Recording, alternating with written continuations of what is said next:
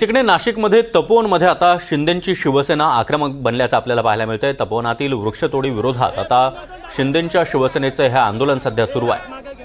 तर तपोवनातील वृक्षतोडीला शिंदेंच्या शिवसेनेनं विरोध दर्शवलाय आणि आता तपोवनामध्ये करवत आणि कुराड जाळून हे प्रतिकात्मक आंदोलन सध्या केलं जात आहे। शिंदेंची शिवसेना ही चांगलीच आक्रमक बनल्याचं आपल्याला पाहायला मिळतंय। गेल्या काही दिवसांपासून तपोवनातील वृक्षतोडी विरोधात विविध सामाजिक संघटना आणि पर्यावरण प्रेमी हे आक्रमक बनलेले होते। सयाजी शिंदे यांनी देखील तपोवनामध्ये जात आंदोलन केलेलं होतं आणि कुठल्याही परिस्थितीमध्ये वृक्षतोड होऊ देणार नाही असा इशाराच दिलेला होता आणि त्यानंतर आता शिंदेंची शिवसेना देखील आक्रमक बनली आहे।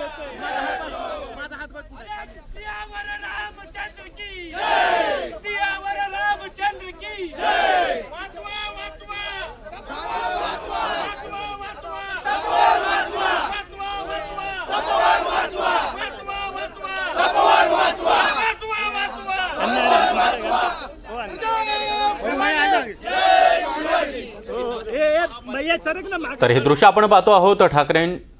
शिंदेंची शिवसेना ही चांगलीच आक्रमक बनलेली आहे। तपोवनमध्ये करवत आणि कुराड जाळून प्रतिकात्मक आंदोलन आता केलं जात आहे। तपोवनातील वृक्षतोडीला शिंदेंच्या शिवसेनेनं विरोध दर्शवलेला आहे। या संदर्भात एकनाथ शिंदे यांनी देखील पर्यावरणाला कोणताही धोका पोहोचू नये अशीच सरकारची भूमिका असल्याचं म्हटलेलं होतं। प्रांजल कुलकर्णी सध्या आपल्यासोबत जोडले गेलेले आहेत। प्रांजल, गेल्या काही दिवसांपासून तापलेला हा वाद आणि आता यामध्ये शिंदेंच्या शिवसेनेने देखील उडी घेतली आहे। सागर, खरे आपण जर बघितलं तर गेल्या काही दिवसांपासून तपोवनातील वृक्षतोडीचा मुद्दा हा चांगलाच तापलेला आहे।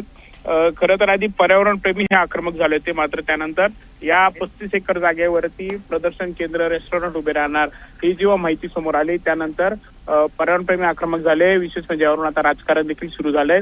2 दिवसांपासून आपण बघितलं तर यामध्ये महायुतीतीलच घटक पक्षांनी उडी घेतलेली आहेत।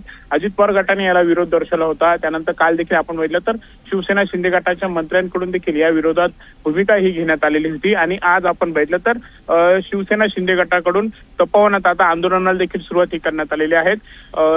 पक्षाचे उपनेते, जिल्हा प्रमुख, शहर प्रमुख असतील, पदाधिकारी आणि इतर कार्यकर्ते ही ते दाखल झालेले आहेत आणि जोरदार घोषणाबाजी यावेळी करण्यात येते। त्यांच्या हातात देखील फलक आहेत। नको आम्हाला असा विकास ज्याने नाशिक होईल भकास, तपोवन वाचवा, यासोबत नाशिककर शिवसेना सदैव तुमच्या सोबत आहेत असे देखील फलक ते झळकवत आहेत। विशेष म्हणजे आता आपण इथं दृश्य बघितली तर झाडं कापण्याची जी काही कटर असेल, कुराड असेल ते जाळण्यात आलेले आहेत आणि अनोखा खरं तर निषेध हा नोंदवण्यात आला आहे। मुळात हे पर्यावरण प्रेमी देखील इथे उपस्थित आहेत।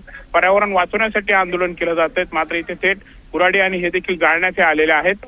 एकंदरीतच आपण बघितलं तर आता महायुतीतीलच घटक पक्षांकडून विरोध हा दर्शवला जातोय। त्यामुळे निश्चितच आता प्रशासनाची पुढची भूमिका काय असणार, कुंभमेळा मंत्री हे देखील भाजपचे आहेत, त्यामुळे आता भाजपची पुढची भूमिका काय असणार हे पाहणं महत्वाचं ठरणार आहे। एकीकडे नाशिकमध्ये आता शिंदे गट आंदोलन केले असताना दुसरीकडे आता गिरीश महाजन देखील नाशिक दौऱ्यावरती आहेत। थोड्याच वेळ ते नाशिकमध्ये दाखल होणार आहे। त्यामुळे एकंदरीतच गेल्या काही दिवसांपासून हा जो काही मुद्दा चर्चेत आलेला आहे, वृक्षतोडीचा मुद्दा पेटलेला आहे, त्यावरती काय भूमिका आता सरकारची असणार आहेत, प्रशासनाची असणार आहेत हे पाहणं महत्वाचं ठरणार आहे।